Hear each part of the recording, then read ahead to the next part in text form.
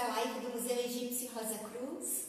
Eu sou Vivian, eu e meu colega Everson. Hoje vamos conversar com vocês, então, sobre as tumbas de nobres no tempo das pirâmides. Bom, que tumbas são essas, né? Do que nós estamos falando? Então, a princípio, eu gostaria que vocês novamente dessem uma olhada aqui na nossa maquete do Complexo de Gizé, porque nós vamos falar justamente das mastabas. As mastabas são essas estruturas que nós estamos vendo aqui, próximos da pirâmide de Quéops. As mastabas, então, que são essas tumbas de nobres do tempo das pirâmides, nós nos referimos assim a elas porque nós vamos encontrar justamente próximos das pirâmides dos reis do Reino Antigo. Reis da terceira, da quarta, da quinta, das sextas dinastias, entre 2600 a 2200 anos antes de Cristo. Em regiões como Gizé, como Abusir, como Dashur, né? Como Saqqara, uma das principais regiões até das mastabas, que nós vamos mostrar algumas imagens para vocês hoje aqui no museu. E por que nessas regiões? Lembrando que no período do Reino Antigo, a capital egípcia era Mênfis, né? E basicamente eram nessas regiões que foram construídas as pirâmides dos reis desse período.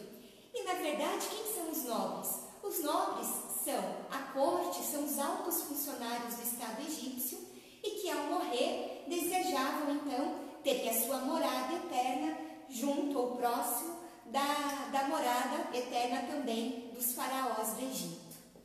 Bom, mastaba é um nome que vem do árabe e significa banco, justamente por conta da sua forma.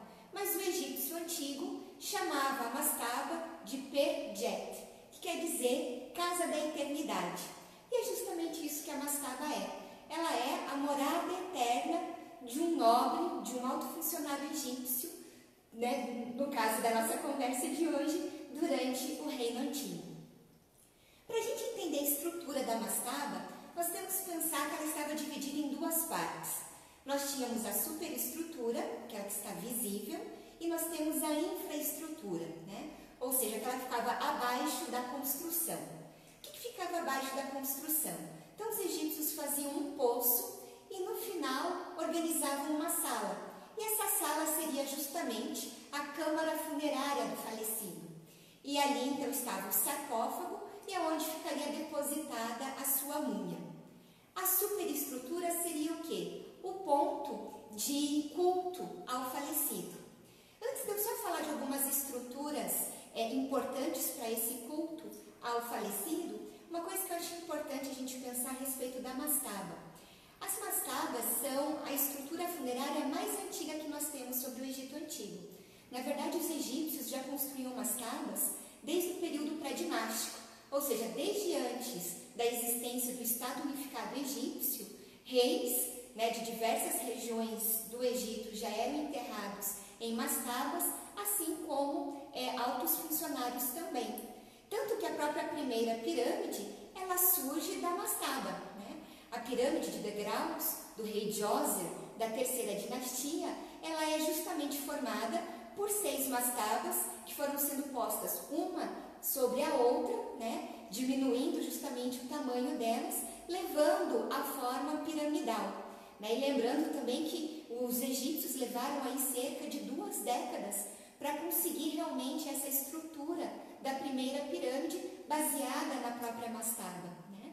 Então, embora ela seja, né, nesse período do Reino Antigo, especificamente desse período que nós estamos falando, voltada para a morada eterna dos nobres, ela é uma estrutura arquitetônica funerária egípcia já muito mais antiga, né? Então ligada também à própria primeira pirâmide.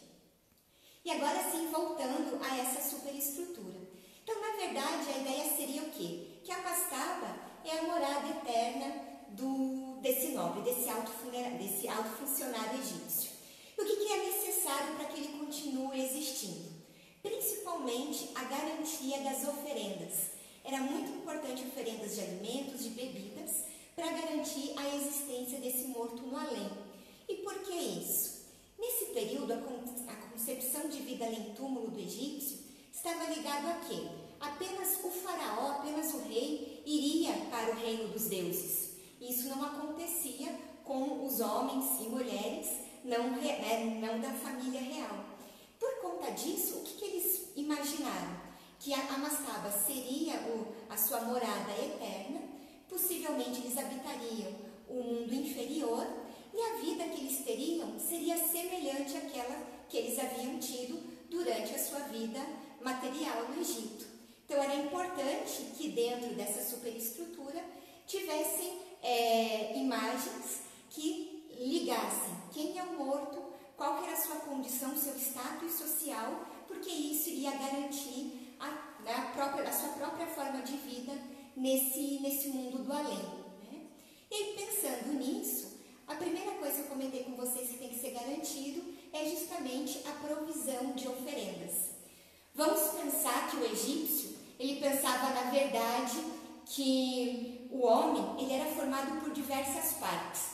Então, o homem tem um corpo físico, tem um nome, tem um coração, que é a consciência, né, que representa a sua consciência, tem uma sombra, tem o Ka, que é o princípio de energia do corpo, tem o Ba, que é o princípio de mobilidade. Quando o homem e a mulher morriam, essas partes todas se soltavam, se desprendiam. Por isso era importante a mumificação para a conservação do corpo, por isso era importante os rituais funerários, e aí, para manter a existência no além, era importante, então, que tivesse energia para o Ka do morto, né? E essa energia, ela provém de onde? Dos alimentos.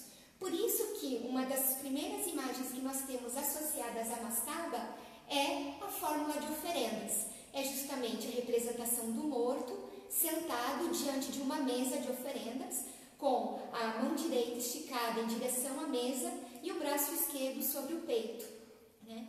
E aí, ali, junto dessa imagem, nós temos o nome do indivíduo, o seu título ou títulos e uma lista de oferendas necessárias à manutenção dessa vida no além. A princípio, nas primeiras mastabas, essa imagem ficava numa estela na parede leste da mastaba. Com o desenvolvimento da própria estrutura, nós vamos ter a constituição da porta falsa, que eu também já explico o que acaba seguindo para o interior da mastaba, para a parede oeste, e ficava protegida por uma capela, a capela funerária, ou seja, ali estava montado o lugar de culto ao falecido. O que é essa porta falsa? Essencial para a manutenção da vida do morto no além-túmulo, porque ela é o que representa a passagem do Ka do morto, do mundo dos mortos para o mundo dos vivos. Era por meio da porta falsa que ele poderia passar de uma região, ou seja, do além, para o mundo dos vivos, para vir se apropriar da energia dos alimentos, que com certeza os seus parentes acabavam deixando ali próximo da porta falsa. Né? Então a gente tem que ela é esse contato. E uma coisa bacana da gente pensar também sobre a maneira como a própria porta falsa foi modificando ao longo do tempo, é que as primeiras, elas eram muito parecidas à própria porta das residências das casas egípcias. Lembrando que a mastaba ia ser justamente a morada eterna. Com o tempo ela vai evoluindo até chegar uma espécie de uma porta para centros de culto, que também é o que ali representa, afinal de contas, está na capela de culto ao próprio falecido. E aquela imagem que eu comentei com vocês que estava na estela, ela passou a ser representada na porta falsa. Então continua ali, né, a forma de oferendas na porta falsa para garantir que nada faltasse para o morto na vida do além. Uma outra coisa importante, que principalmente vai aparecer na terceira e na quarta dinastia nas mastabas, é o Serdab. O Serdab, na verdade, a gente já vê junto à pirâmide do faraó Djoser, mas aqui ela vai ter uma outra função. Tem aqui pertinho de mim 3 estátuas, justamente de egípcios do período do Reino Antigo. Né? Temos o escriba e o personagem desconhecido, que são o mesmo egípcio, na verdade, e aqui um casal, um príncipe e uma princesa, Ramotep e Nofret. Então, também dentro da mastaba eram levadas estátuas do morto. Por quê? Porque elas estão representando, são representações do falecido, e também o Ka do morto poderia habitar as estátuas por um determinado período. Só que a estátua ela não poderia ficar aparente. Então, o Serdab foi uma estrutura, né, geralmente quadrangular, construída, totalmente fechada, apenas com uma parte entreaberta, geralmente na altura dos olhos da estátua. Para que isso? Ficava de frente para a porta falsa, justamente porque se ali poderia ser um receptáculo para o cá, a porta falsa também era, né? Então, assim, a gente tem também essa questão da própria garantia da transferência da energia dos alimentos para o falecido. E uma coisa que a gente não pode deixar de falar sobre as características da mastaba é a sua decoração. Nós falamos que as pirâmides não eram decoradas, mas as mastabas serão, né? E por conta disso, são uma fonte muito importante para que nós possamos conhecer a vida no Egito Antigo.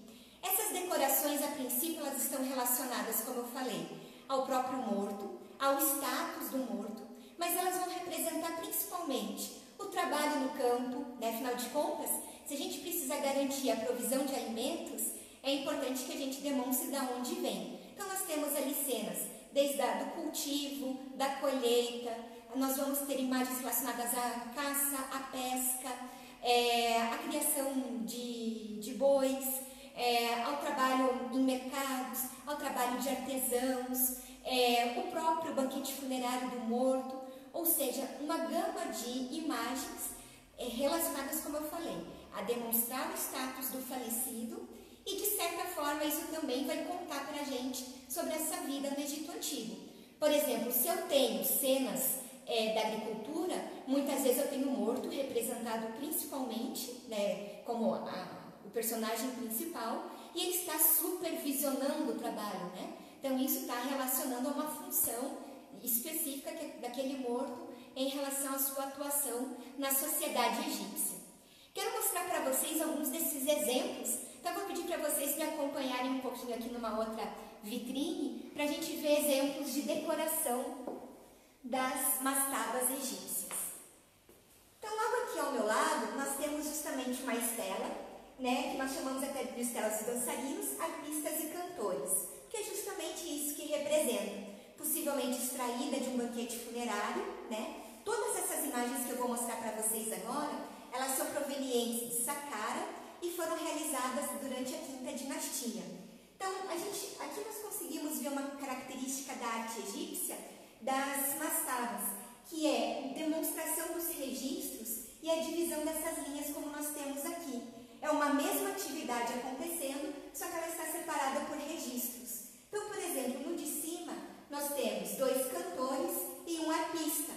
Embaixo, nós temos 2 dançarinas, que estão ali com os braços erguidos, e 2 mulheres batendo palmas, possivelmente marcando o ritmo da dança das 2 moças aqui representadas. Eu acabei de comentar com vocês da importância das oferendas. Possivelmente, um dos primeiros tipos de relevos, de decoração das mastabas, tenha sido a de portadores de oferendas, como nós temos aqui, carregando o quê? Pão, vinho, cerveja, carne, né? Vários tipos de alimentos, de provisões para o falecido. E logo atrás de mim a gente também tem algo que estava presente em grande parte delas, que é o bosque de papiros, o pântano de papiros. E aqui a gente tem uma coisa muito importante. Aqui nós temos, né, 2 egípcios caçando hipopótamos. Qual que é a importância disso? Essa imagem ela vai estar associada ao Renascimento. Por que ao Renascimento? A gente tem que retomar um pouquinho uma questão mitológica para os egípcios antigos. Quando a deusa Ísis deu à luz ao seu filho Horus, como ela precisava esconder isso de Sete, ela fez num bosque de papiros, num pântano de papiros. Então, Horus nasceu num bosque de papiros, foi criado ali também. Então, por conta disso, os egípcios vão associar essa imagem ao renascimento. Afinal, Horus nasceu, então também renascer, já que a tumba está ligada a esse renascer no além, né? Então, está justamente associado a isso. E temos também um outro significado dessa imagem. O hipopótamo, por exemplo, ele era uma das forças naturais, ou melhor, uma das forças destrutivas da natureza, que trazia o caos. O egípcio tenta, de toda forma, evitar o caos. Então, a caça ao hipopótamo, de certa forma, ela representa isso, né? A expulsar, afastar esse caos. Afinal de contas, no momento da criação do mundo, os deuses criaram a ordenação cósmica representada por uma arte. E aí, imagens como essas estavam relacionadas justamente também a afastar o caos. E é claro que para afastar o caos era necessário o renascimento, e claro que a continuidade da vida tinha a ver também com essa própria ordenação cósmica. Para a gente ver outras imagens, vou pedir um pouquinho de incômodo para vocês, mas a gente vai ter que mexer um pouco na câmera agora para seguir aqui para outra área da nossa vitrine. Que, como eu comentei com vocês, então nós temos a importância também de demonstrar a produção de alimentos, né? Então, uma coisa muito importante para a gente pensar, para o egípcio, tudo aquilo que está registrado existe. E, por exemplo, as gerações futuras que não levassem mais oferendas para a tumba, como ficaria para o morto? Então, se eu tenho a representação, né, da imagem como os portadores de oferendas, já vou comentar aqui do cervejeiro, da trituradora de grãos, a gente tem que o alimento está produzido, está presente na tumba. Magicamente, o morto vai, o carne do morto vai continuar recebendo as próprias oferendas, né? Então, também tem essa importância da representação na tumba. Então, aqui a gente tem um asno portando um fardo, representando já uma das últimas fases da produção de alimentos, né? Afinal de contas, o trigo foi colhido, colocado em fardos, que eram postos nos lombos, né, dos burros para levar aos armazéns. E aqui nós temos essas duas estátuas, até agora eu falei dos relevos, né, mas também estátuas. Por exemplo, já no final da quinta dinastia, início da sexta, nós vamos ter que estátuas como essas e a própria estátua do morto, ela vai passar a ser disposta na câmara funerária. E aqui no caso nós temos o quê? Duas figuras atuando no beneficiamento do alimento. Então aqui a gente tem uma egípcia chamada Ixat, que ela está triturando grãos, possivelmente de trigo, de cevada, né? A gente tem que lembrar que toda forma de oferendas vai ter pão, vai ter cerveja, então extremamente importante. E aqui ao lado a gente tem um cervejeiro, né? Então demonstrando uma das fases de produção da cerveja. Então, de novo, a existência dessas estátuas na tumba confere ao morto que a provisão desses alimentos está garantida no além.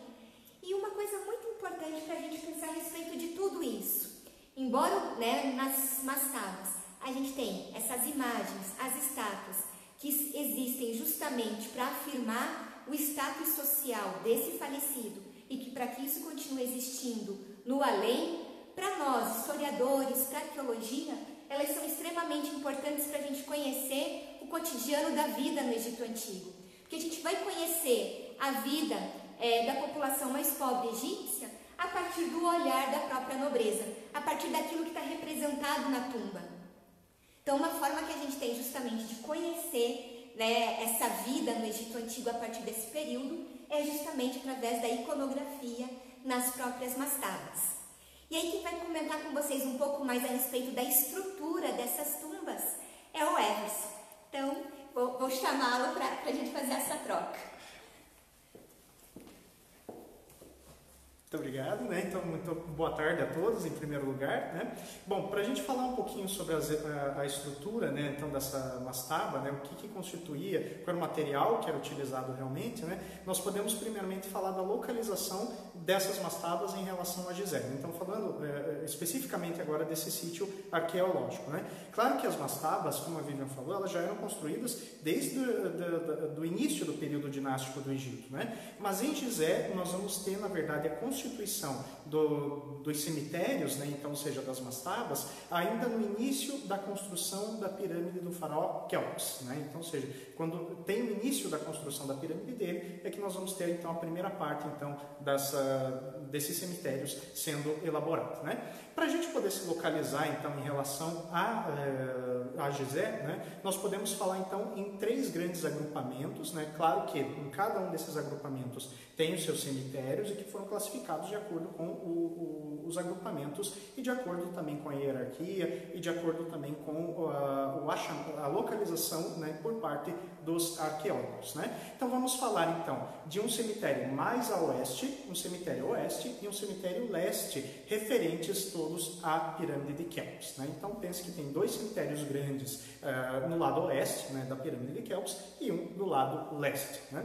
E bom, importante é saber também é que essas mastabas, todas elas, eram construídas então com o calcário, né? Então com blocos de calcário. E esses blocos de calcário eram tirados de pedreiras muito próximas então do local dessas construções, né? Mas em Gizé nem sempre foi assim, né? Então apesar dessa tradição de uso de calcário já ser predominante, já ser anterior realmente à construção da grande pirâmide de Gizé, né? E o que acontece? Então as primeiras mastabas que foram construídas na parte mais oeste então desses cemitérios, né? Então no cemitério mais antigo, elas foram construídas em primeiro lugar com tijolos de adobe, né? E o que é esse tijolo de adobe? É uma mistura de barro com palha, né, e que era deixado no sol para poder secar. Então as primeiras mastabas foram erguidas desta maneira. Nós não sabemos se dentro delas existia uma decoração, né? Então por quê? Porque conforme as convenções arquitetônicas e artísticas dos egípcios iam mudando, conforme o reinado de Quéops ia mudando e a pirâmide dele ia sendo erguida também, né, as mastabas elas passaram a ser construídas também de outra maneira, ou seja, passaram a ser construídas novamente com blocos de calcário. E essas outras mastabas que tinham sido já construídas, elas passam a ter então intervenções por parte dos antigos egípcios, então aonde as paredes feitas com tijolos de adobe passam a ser substituídas por blocos de calcário também, né? É impressionante como os egípcios também eles conservaram nessas mastabas mais antigas uma parte, né, que hoje é chamada de estela em formato de ladrilho, que é isso aqui que nós temos logo aqui ao lado, né? Eu já vou explicar sobre essa peça, ela é bastante interessante, bem legal da gente trabalhar com ela, né? Bom, mas falando um pouquinho então sobre essa questão dessas mudanças, né, nós vamos observar então que os egípcios eles passam então a utilizar novamente o bloco de calcário. Por que eles tinham abandonado o bloco de calcário na hora de constituir esta nova, esse primeiro cemitério? Por que eles mudam depois novamente para o bloco de calcário? Não se sabe, né? Nós não temos realmente as motivações que levam a isso. O que se sabe é que eles realmente acabaram mudando, acabaram utilizando. E com todos aqueles artifícios que a Vivian já mostrou para a gente, né? Então um desses artifícios também, uma inovação nessas mastabas mais antigas, é que foi adicionado dentro então do espaço, né? Então aonde esta estela de ladrilhos ficava, foi adicionado uma nova parede e bem de frente, cobrindo, portanto, essa autobiografia, estava uma porta falsa, né? E com todas as implicações mágicas que isso tem, né? Ou seja, se o morto está representado logo ali, né, a alma dele, né, o K, ele poderia sair pela porta falsa, recolher as suas oferendas e depois retornar também, né? Então essa implicação mágica ela não é alterada, né? Mas tem uma alteração na arquitetura e na arte por conta então de se adicionar realmente esta questão da porta falsa aí nas tumbas mais antigas, né? Diferente das tumbas mais recentes, né? Então que já vão ser construídas com todos esses aspectos, né? Bom, sobre a questão arqueológica, né, quem trabalhou muito nessas mastabas foi um arqueólogo chamado George Harrison, né? Então ele era americano e ele trabalhou em várias expedições desde 1902 até o ano de 1942. Então ele ficou praticamente 40 anos trabalhando nessas mastabas na região de Gizé. Claro, elas já haviam sido em parte exploradas, né? Aquilo que pelo menos já se conhecia. E é claro que junto com a expedição dele existiam outras expedições também, como expedições italianas e expedições alemãs, né? Então, ou seja, ele ao mesmo tempo que estava fazendo escavação, essas outras expedições também faziam. E vamos ter aí personagens como o Schiaparelli, né? Então fazendo essas diversas escavações, né? Por parte da Itália. Agora, a expedição realmente de Eisner, ela trouxe aí muitas identificações, né, muitas observações acerca grandes cemitérios, né? Então, por exemplo, em 1927, durante uma de suas expedições, ele localizou a tumba de uma rainha chamada Meressanque III, né? E essa tumba é uma das maiores da região leste, né? Então, do cemitério leste, do lado da pirâmide do faraó Quéops, né? E essa rainha, ela é datada aí do final do reinado do faraó Quéfren para o início do reinado do faraó Miquerinos, né?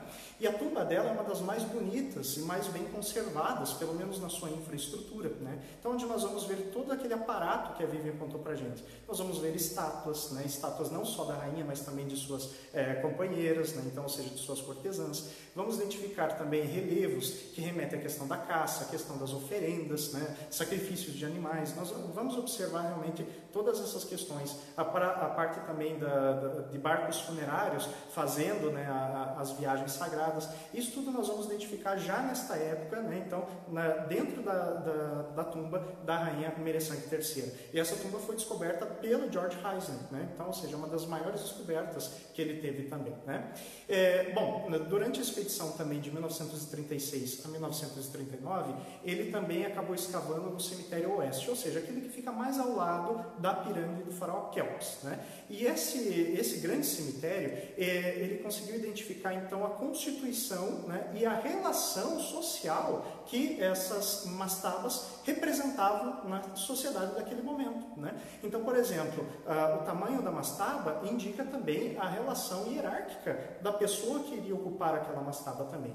E isso significa que não só a pirâmide determinava o local da mastaba, da construção, mas também a mastaba maior determinava o local onde as outras menores deveriam ser colocadas, né? Então, ou seja, de acordo com a hierarquia de cada uma dessas pessoas, né? Importante a verificar também é que, dependendo do nível da hierarquia dessa pessoa, essas mastabas, pelo menos nesse cemitério oeste, elas eram construídas de maneiras diferentes. E Heisner identificou pelo menos 3, né? Então, que formas são essas? A primeira forma é a forma escalonada das paredes dessas mastabas, né? A forma escalonada, portanto, da parede exterior, né? Então, ou seja, são blocos de calcário empilhados também, um em cima do outro, mas que recuam cerca de 5 centímetros, fazendo-se, então, transformando-se em degraus, né? A outra forma são paredes lisas, mas que tem uma inclinação de cerca de 5 a 10 graus, né? E a outra forma é de paredes que são mais ou menos retas, mas que também tem aí a parede, ela também acaba sendo mais rústica, né? Então são esses pelo menos 3 formatos que foram identificados no cemitério logo a oeste da pirâmide do faraó Quéops, né? Outra questão também é justamente o enterramento, né? O enterramento ele continua sendo na parte da infraestrutura, né? Então, ou seja, na parte superior você vai continuar tendo ali a referência realmente ao morto, o local onde essas pessoas estavam enterradas. E mais uma coisa, né? Nós vamos encontrar que as mastabas, elas sofrem, digamos assim, intervenções por parte dos egípcios, continuam, né, sofrendo intervenções, aonde muitas mastabas acabam sendo ligadas umas às outras, né? Então, ou seja, aquela constituição original, né, os egípcios, à medida que vão ocupando o sítio com suas mastabas, eles vão, então, unindo, né, umas às outras, né? Então, isso que é muito interessante e que já nessa época o Heisner conseguiu perceber e publicar, né? Bom, voltando um pouquinho àquele cemitério mais a oeste, né, então que eu tinha falado para vocês, né, o Heisner, em 1902, né, então já no início da expedição, ele consegue localizar as autobiografias, né, várias delas. Muitas estão bem preservadas, outras estão mais ou menos preservadas e outras estão bastante fragmentadas, né. Uma bem preservada, que chamou muita atenção desde o início, foi a estela de Penefert, né? O local em que ela foi estabelecida, né, então pelos egípcios, também chamou bastante atenção. E chamou atenção por conta dos cuidados, né, com que os egípcios substituíram a parede de adobe pela parede de pedra, conforme eu tinha falado para vocês, né?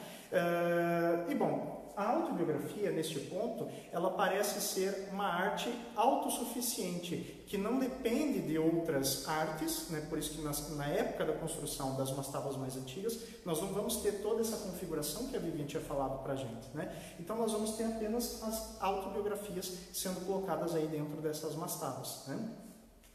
E bom, o que vai acontecer, gente? Com relação então a essa autobiografia, ela chamou essa atenção do Heisen, né, justamente por conta do cuidado que os egípcios tiveram na hora de colocá-la, recolocá-la, aliás, na parede, né, do lado que estava original, né?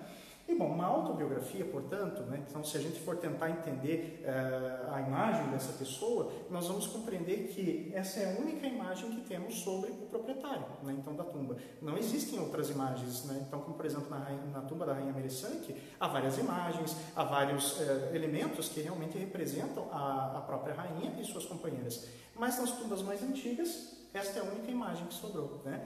Então, em 1905, quando essa peça foi localizada, ela acabou sendo enviada para Berkeley, né? Então, onde está até hoje no Museu Hearst de Antropologia, né? Então, esse museu é associado à Universidade da Califórnia, né? Depois, se vocês quiserem, podem entrar no site desse museu para poder observar o grau de proximidade da nossa réplica com a peça original também, né? E bom, com relação então à autobiografia, ela sempre traz aí 4 momentos. Tá? Então, o primeiro momento é o nome da pessoa e a figura dela. Segundo, ele vai trazer os títulos. O terceiro, uma coisa importante que ela tenha feito. E por último, vai trazer a questão das oferendas, né, que não podiam faltar também para essa pessoa aqui, né?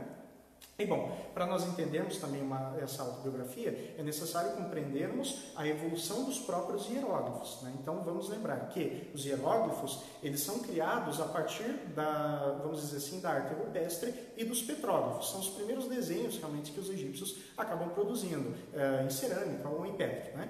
E isso vai evoluir para os hieróglifos arcaicos, né? Então, ou seja, que serviam somente para anotar coisas nome de coisas, nome de pessoas e nome de locais. E bom, finalmente temos os hieróglifos antigos, que acabam trazendo aí as autobiografias e posteriormente acabam trazendo a questão do texto das pirâmides, né, que nós já falamos aí para vocês em outras lives, né? Bom, essa autobiografia então do Penneferti, ela é a mais completa, ela também é classificada como um formato longo, né, então de uma autobiografia, e ela vai trazer então todos aqueles momentos que eu falei para vocês, né? Então os 4 momentos estão muito bem presentes. O tamanho também, ela tem cerca de 66 centímetros por 45 centímetros, então veja que não é uma arte realmente grande, né? Mas é uma arte que talvez na cabeça do egípcio antigo fosse muito autossuficiente e que fosse realmente necessária para ser colocada na mastaba daquele momento, né? E é claro, parece ser uma arte que está implicada apenas ao início da construção da pirâmide, certo? Bom, então eu gostaria de mostrar para vocês alguns desses momentos, né? Então vamos observar esses hieróglifos e entender, né, então realmente quem é esta pessoa, tá? Então vamos observar o primeiro momento. Quem é essa pessoa? Onde nós vamos encontrar o nome e a figura dela? Claro, a figura está bastante grande, né? Então é a figura que demonstra realmente a presença do Penneferti, né? Então o K do Penneferti.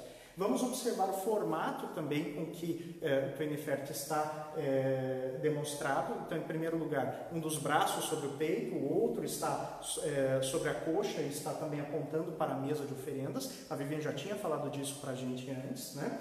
E vamos observar também que o nome dele está acima da cabeça, né? Então nós vamos observar ali que o nome é constituído por exemplo, uma codorna, um par de chifres com um banquinho logo embaixo, uma coruja, uma traqueia, né? Então que é essa região do coração e mais a garganta. Vamos identificar a boca e o pãozinho. Isso tudo nós vamos traduzir como Penneferti. Por quê? Porque os hieróglifos, eles são simbólicos e pictográficos. E cada um desses sinais traz aí uma consoante ou um sinal biconsonante, ou seja, onde tem 2 consoantes, ou triconsonante, como é o sinal ali da traqueia, que quer dizer nefer, né? Então, ou seja, tem 3 consoantes, né? E assim a gente trabalha com os hieróglifos.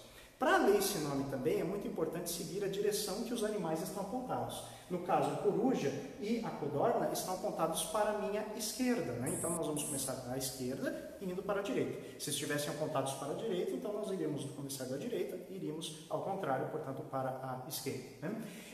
Então nós começamos a ler sempre pela codorna, né? Então ali está escrito o nome, Penneferti. Então esse é o nome dessa pessoa. Muito interessante perceber que a arte egípcia, ela se associa de alguma maneira com a escrita egípcia, né? Então a escrita e a arte, elas não são coisas separadas, elas são coisas conjuntas, né? E a própria figura de Upenefert é um determinativo, que é uma regra gramatical para os egípcios antigos e que já existe desde essa época aí também, né? Então, ou seja, ao lado do nome, no final dele, pelo menos, nós sempre vamos encontrar a figura do homem ou da mulher, representando então que aquele nome é pertencente a um homem ou a uma mulher, né? Portanto, o Upenefert, o determinativo dele é a própria figura dele, né? Então, demonstrando que é um homem, né? Então um ser masculino, né?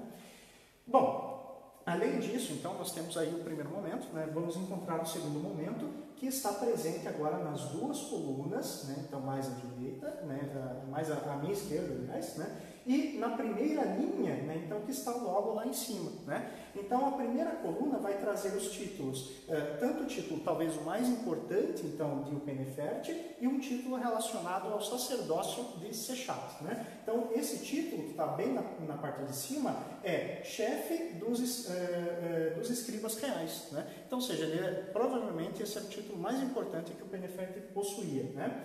E aí, em seguida, vamos ter sacerdote da deusa Sechat, aquela que é maior dos arquivos e guardadora das propriedades do rei, né? Então, ou seja, temos o título tanto de sacerdote de Upenefert em relação à deusa Sechat, que é a deusa dos arquivos das bibliotecas reais, e o título da própria deusa, né? Então, a maior dos arquivos, guardadora das propriedades do rei, ou seja, aquela que tem os arquivos que demonstram que aquela propriedade pertence realmente ao rei, né?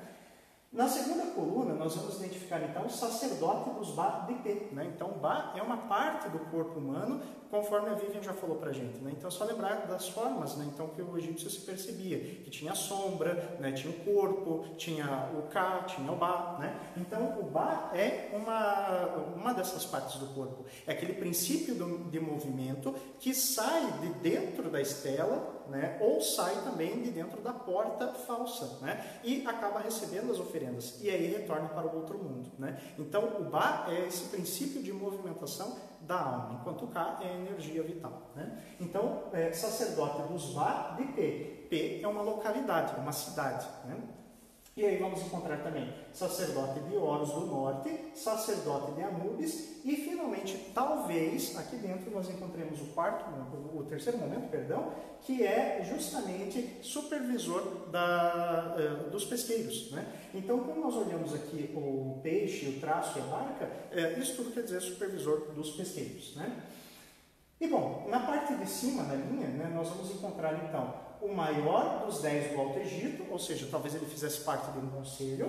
Vamos encontrar novamente sacerdote da deusa Nikit, sacerdote da deusa Requete, sacerdote de Á. Nikit é uma deusa relacionada ao nomo do Baixo Egito, também relacionada, e muito mais significado, aliás, nós não sabemos, né? E bom, Requete, que é a deusa em formato de sapo, lá na primeira linha, é a deusa relacionada ao nascimento das crianças. E Á, que é o deus do deserto, né? E finalmente nós temos lá no finalzinho, né, então, da linha, uma planta e um pato que significam filho do rei, né? Então, ou seja, nós sabemos que ele é um príncipe e ele fazia, portanto, parte de uma das gerações de filhos de um determinado rei, muito provavelmente de Snefru, né? Bom, nós vamos encontrar então, finalmente, o último momento, o quarto, que é as oferendas, que vocês já devem perceber, é justamente tudo que nós temos aqui na mesa, né, e que segue no meio, então, do quadro, né, e todas essas oferendas é tudo aquilo que não deveria faltar para o morto lá no outro mundo, né. Então, se você não tivesse, por exemplo, a oferenda ao vivo, né, poderia recitar isso tudo, e isso tudo seria, então, passaria a existir para o morto lá no outro mundo, né. Então, ou seja, não poderia ser esquecido. E, da mesma maneira, a propriedade mágica desses hieróglifos garantiria que ele existisse, que ele tivesse uma permanência e oferendas e não passaria necessidade lá no outro mundo, né? Bom, o primeiro hieróglifo que nós podemos falar, né, então o primeiro conjunto, na verdade, de hieróglifos relacionados às oferendas, está justamente na frente do Upenefert, bem na frente do rosto dele. Aquilo quer dizer implemento para o... Oi? Não tem como dar zoom, né? Não tem, né? A não ser que você queira tentar, né? Sabe o que o pessoal está vendo? Não? A Vivian tentou colocar um zoom para vocês verem, pessoal, tá? Mas não tem problema, a gente vai colocar a imagem também aqui do PNFert para vocês no nosso site, no nosso Facebook também, e aí vocês podem também observar, né? E a gente pode colocar também uma tradução bem interessante aqui para vocês poderem observar também, tá? Mas vamos lá, segue a explicação, né? Então nós temos aqui, por exemplo, a mesa de oferendas, né? E na frente dele, eu estava falando para vocês, temos um conjunto de hieróglifos bem na frente do rosto, né? E na frente do rosto então temos os implementos para lavar as mãos. Por quê? Lavar as mãos para o egípcio antigo é importante, é um ato de higiene, né? E eles precisam então realizar isso, né? Antes de se alimentar, antes de se vestir, né? Então, implementos para lavar as mãos. Agora, na primeira coluna, vamos encontrar incensos, vamos encontrar malaquita, vamos encontrar na segunda coluna col, que era para maquiagem também para os olhos, né? Vamos encontrar unguento, isso na segunda coluna, né? E na terceira coluna a gente já encontra alimentos, né? Então, como por exemplo o vinho, vamos encontrar também, nossa, me fugiu agora o nome, né? Mas jujuba, né? Agora é jujuba, né? E vamos encontrar também bolo sequete verde, né? Ah, Everson, você não lembra o nome da jujuba, mas lembra bolo sequete verde, né? Pois é, né? É assim mesmo, né?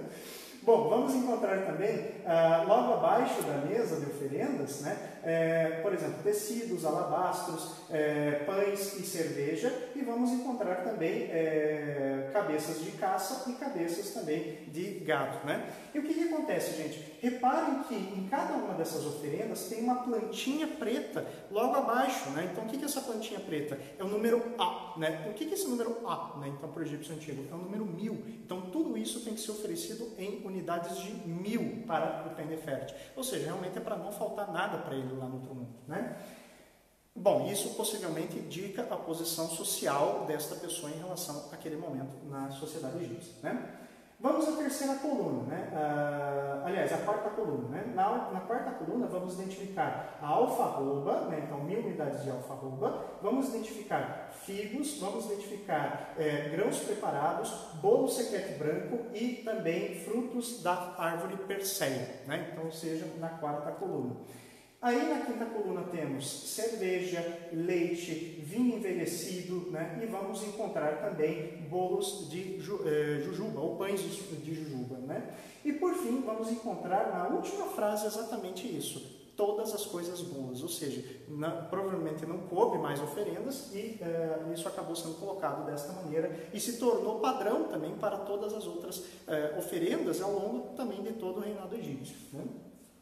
E na última coluna, que é essa maior, mais grossa, vamos encontrar tecidos, né? Por quê? Porque o morto também não pode ficar nu no outro mundo, ele precisa de tecidos também, ele precisa se vestir, né? E, bom, como nós vamos encontrar então esses tecidos? Temos o primeiro quadrado, onde temos 3 falcões e um colheiro, que se trata do tecido idemi, né?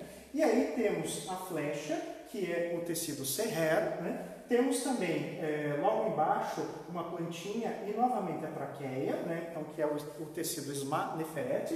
E por fim, lá embaixo, temos uma coluna deitada na cor laranja, que é o tecido AA. Muito importante saber que todos esses tecidos eram produzidos a partir do linho, né? O linho também ele era plantado no Egito Antigo e ele era colhido para se fazer também tecidos, né? Então, para utilização, né?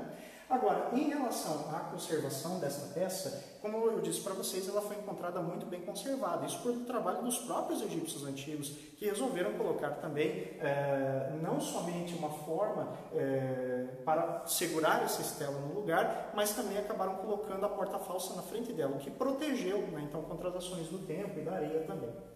Como vocês devem saber, a areia, quando sopra na esfinge de Gizé, né, então só dando um exemplo, ela acaba também desgastando partes dela, né? Então essa é uma ação que infelizmente não tem muito o que ser feito, né?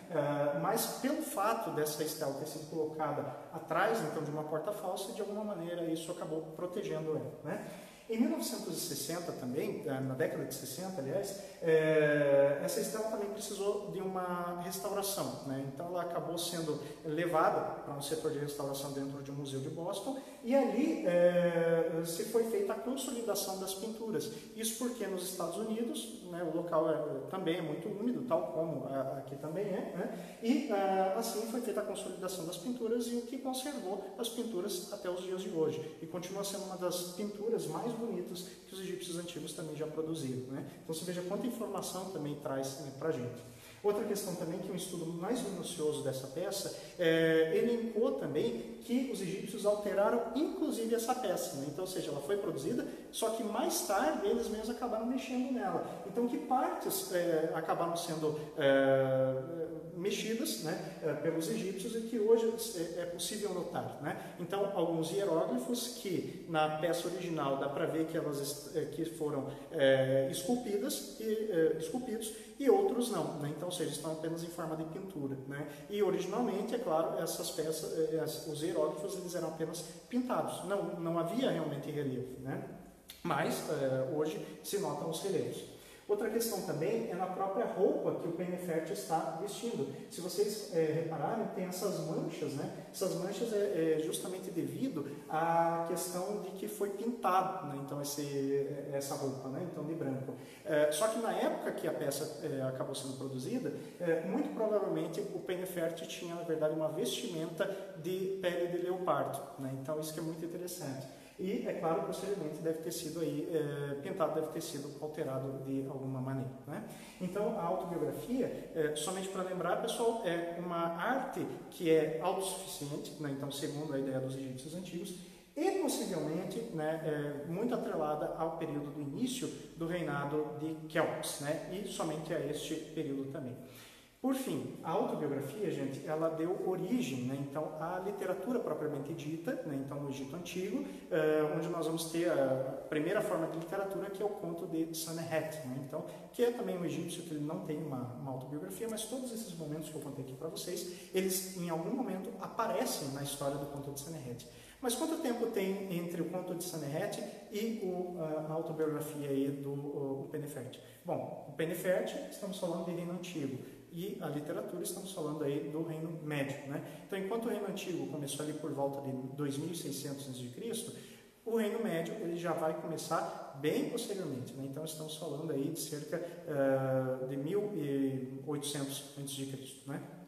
E, bom, com relação então a isso, nós temos uma temporização bastante grande, né? Mas, de alguma maneira, né, então os egípcios eles conseguem evoluir uma tradição que chega então a abarcar uma tradição que era oral, né? Vamos lembrar dessa questão da história oral, e ela passa a ser também escrita, e isso servia para ensinar também os jovens escribas a ler e a escrever, né? Então, mais um outro vídeo a gente fala sobre o conto de Sanehet, que é um conto bem bacana também para a gente compreender, certo?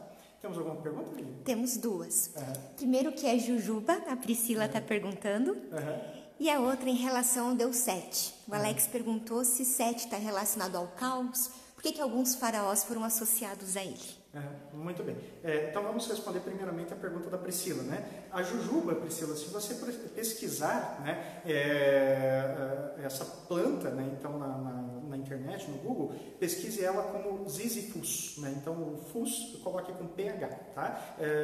E bom, essa plantinha, então, ela tem um formato mais ou menos arredondadinho, meio retangular, mas é uma planta justamente da região ali do Egito, né? E que por ser uma questão de coleta, né? Então ainda estava muito atrelada à caça, ao pântano, né? E por isso é preciosa para o egípcio antigo, tá? Mas é uma fruta de uma árvore, tá? Então os egípcios eles tinham esse tipo de coisa. Mas se você quiser, pesquisa lá na internet como Ziziphus, ok? Então, claro, vai aparecer em inglês, mas ela aparece daí dessa maneira para você. Também fiquei muito curioso na hora que a gente acabou fazendo a tradução, mas é uma planta, é uma fruta, né? Portanto, desta árvore, né? E os egípcios produziam, né? Como eu falei para vocês, tem o pão de jujuba, né? Eles produziam pães a partir desta planta, né? Agora, a pergunta do Alex, isso? Né? A pergunta do Alex é em relação, por exemplo, a Deus Sete, né? Bom, nós vamos aí falar já não do período do Reino Antigo, mas estamos indo para um outro período que é o período do Reino Novo, né? É claro que Sete ele tem vamos dizer assim, uma importância na mitologia desde o Reino Antigo, né? Então isso por conta lá da questão oral, mas ao mesmo tempo no próprio texto das pirâmides, né? E essa importância ela não vai deixar de existir. Sete, querendo ou não, é o deus do caos, mas é o caos necessário, ele não é a Pepe, né? A Pepe Apep já é a destruição, é o não ser, né? Então, ou seja, aquele mundo criado pelos deuses não deve existir, né? Já o Set não, o Set ele cria o caos, mas é o caos necessário para que Maat também, deusa da justiça, da ordem e da verdade, passe a existir. Bom, e por que alguns faraós, como por exemplo os Setes, né, eles acabavam se associando a esse deus, né? Uma das explicações, né, então, é justamente porque estes faraós são provenientes do Baixo Egito, né? E o que acontece? Sete, ele também era relacionado lá nos primórdios do Egito a esta região, né? E esses faraós, os Sete, os Ramsés, muitos deles têm cabelo vermelho, ou seja, eles eram ruivos, né? Então, pelo menos no cabelo. E o que acontece? Essa coloração foi muito facilmente associada a Sete, que era o deus relacionado ao deserto. O deserto é chamado de O Vermelho também, né? E também os Ramsés, que também são da mesma família dos Sete, são associados a Ra, né? O deus Sol, né? Então, ou seja, tem uma questão também desse deus solar, né? Então, sendo implicado, né? E Sete, nós não podemos esquecer, ele, apesar de ser um deus do caos, ele ainda tem um aspecto neutro, né? Então, ou seja, ele não é de todo mal, ele tem um aspecto neutro e tem um aspecto mal, né? Agora, esse aspecto neutro, ele também auxilia Ra, o deus Sol, na destruição de Apep, né? Então, na destruição do não ser, né? E bom, em que momento ele faz isso, o Sete, né? Ele faz justamente no momento que ele está na barca do deus Ra, lá no Amuduat, e ajuda na 12ª hora o Ra a destruir, então, Apep, ok? Então é assim que eles são associados. Mais uma pergunta, se puder falar mais um pouco sobre Horus. Uhum. Bom, Horus, né? Então é claro, a gente também já falou numa outra live, o Horus ele já é o deus relacionado ao trono, né? Então a Vivian ela falou pra gente um pouquinho ali daquele relevo, né? Em que mostra que o nascimento de Horus ocorreu dentro de um pântano de papiro, né? Então por parte aí da sua mãe, a deusa Ísis, né? Na mitologia fala-se muito sobre a questão ali de Horus, né? Ser um deus que sempre vai buscar, mesmo quando criança, junto da sua mãe, a recuperação das coroas do Egito, né? O que havia acontecido é que Osíris, o pai dele, havia sido assassinado por Sete, né? E Sete tinha pego as coroas que pertenciam a Osíris, né? Então Horus, mesmo ainda enquanto menino, sempre buscou receber, né, então essa coroa novamente.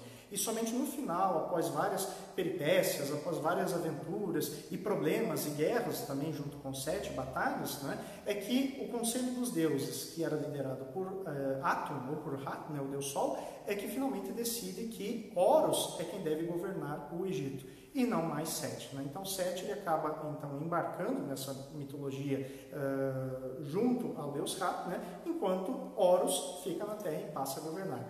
Horus, portanto, é o deus por excelência legitimador do poder real, né? Então, um dos nomes dos faraós, né? Então eles tinham 5 nomes ao total, 5 títulos, né? Um dos nomes, o primeiro, era o nome de Horus, né? Então, que ele se colocava, o Horus está no palácio. E aí vem o nome dele, né? Então essa é a relação de Horus com o faraó, a relação de Horus com a mitologia. Temos uma última pergunta aqui da Rafísia.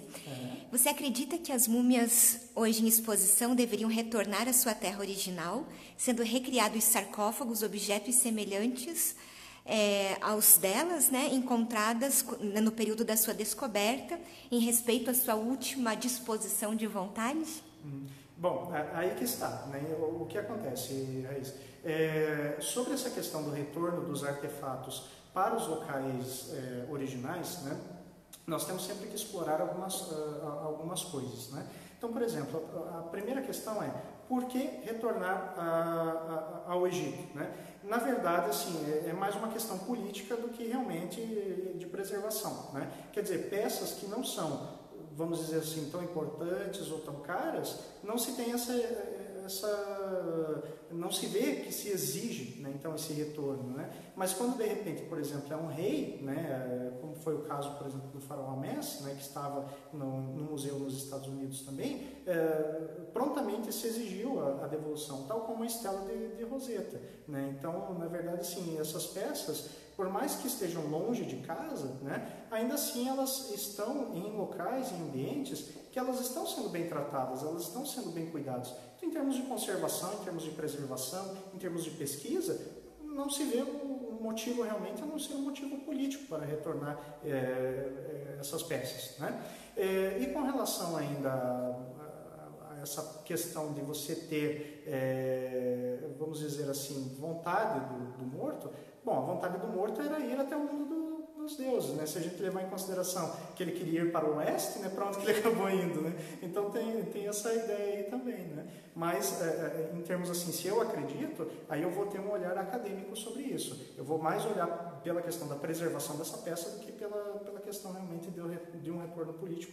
Até porque muitas peças lá no Egito, elas são armazenadas dentro da reserva técnica do Museu do Cairo e nunca foram expostas, né? Tá lá já faz praticamente mais de 100 anos, nunca foram colocados para o público ver, nunca foram estudados a fundo, né? Então, infelizmente, tem essas questões aí também. Então, a gente tem que sempre tomar muito cuidado quando se fala dessa questão de repatriação. Tem uma questão de repatriação, que aquele tesouro pertence a determinado povo, que é uma herança cultural, mas será que aquele povo realmente se identifica com essas peças, fala que é descendente, né? Então, e com certeza essas opiniões elas acabam se dividindo dentro da própria sociedade atual que existe ali naquele local, tá? Qual a diferença? O Wellington está perguntando qual a diferença das mastabas próximas e distantes da pirâmide do faraó, se seriam inimigos políticos. Ah, muito boa. Bom, na verdade, assim, a gente não consegue identificar inimigos políticos, né? Então, já nessa época. O que nós vamos identificar é uma relação hierárquica e uma relação social ali dentro, né? Então, vamos lembrar que, assim como o Penefert era supervisor dos pesqueiros, existiam também os próprios pesqueiros, existia o capitão do navio e assim vai, né? Assim como ele era parte de um conselho, né? Existiam outros conselhos também, provavelmente, né? Agora, o que acontece? Cada um desses servos do palácio, atendentes do palácio, vamos dizer assim, eles provavelmente tinham pessoas que estavam abaixo de si e que eles tinham que comandar para que as coisas funcionassem dentro do palácio. Eram funcionários, né? Então, o que acontece? Aquela pessoa que tinha uma mastaba maior para ela, provavelmente tinha uma relação com o rei que era muito próxima, né? E aí, essas outras mastabas que se direcionavam em relação a essa mastaba maior, são mastabas que elas também já são menores, né? Então elas não têm um tamanho que é idêntico, não, podem ter tamanhos aproximados, mas tamanhos muito menores. Então as mastabas maiores, elas são muito visíveis, né? Então elas são realmente bastante gigantes, né? Então elas têm, por exemplo, uma delas tem cerca de 60 metros por 16 metros, né? Então, ou seja, é uma mastaba bastante grande, bastante diferenciada. A respeito, por exemplo, da rainha Meresankhia, né, que tinha também várias mastabas menores ao redor da sua própria mastaba, né? E a sua mastaba, ela era bastante grande também, né? Então, assim, quando nós falamos de questão de inimigos políticos, talvez seja um pouco complicado falar sobre isso, mas quando a gente fala sobre a questão hierárquica e social, relação daquela pessoa com o rei, ou relação da pessoa com um mordomo mais alto do palácio, aí sim, isso a gente pode observar, a gente pode falar assim. E aqui uma pergunta bacana do Luiz Eduardo sobre, você falou da vestimenta do Penefert, se tem relação da pele de leopardo com ele ser ou não um sacerdote? Tem sim, exatamente. O que acontece? A pele de leopardo realmente ela era destinada para quem era o sacerdote, né? Não eram todos os sacerdotes que utilizavam, mas os mais importantes, né? E a gente viu que o Penefert, ele era sacerdote de pelo menos 4 deuses, né? Nós vimos ali Nikit, Heket, A, e vimos também a deusa Sechat, né? Então, ou seja, ele tinha então essa relação com pelo menos essas 4 divindades, né? Com o culto dessas 4 divindades, e portanto, né, ele utilizava essa pele de leopardo. Muito importante também que essa pele de leopardo ela podia ser estilizada de acordo com o uso desse sacerdote. Sacerdotes que eram sacerdotes astrônomos, que os observadores das horas da noite, né, então, das horas noturnas, eles tinham uma pele de leopardo preenchida também com as estrelas do ar, né, então que eram colocadas aí na sua roupagem. Então essa roupagem ela tem relação sim com o sacerdócio. Tá? Aí mais perguntas, Vitor? Não? Certinho, gente. Então, esperamos que vocês tenham gostado desse conteúdo, né? Foi preparado com muito carinho, né? E, bom, qualquer dúvida a gente está à disposição aí de vocês. Lembrando que nós estamos fazendo as nossas lives todas as quartas e sextas-feiras, às 16 horas. E a gente também quer convidar vocês para curtirem a nossa página no Instagram, Museu Egípcio e Rosa Cruz, que a gente também vai postar muita coisa bacana por lá. Obrigada, então, e até a próxima. Até a próxima. Bom final de semana.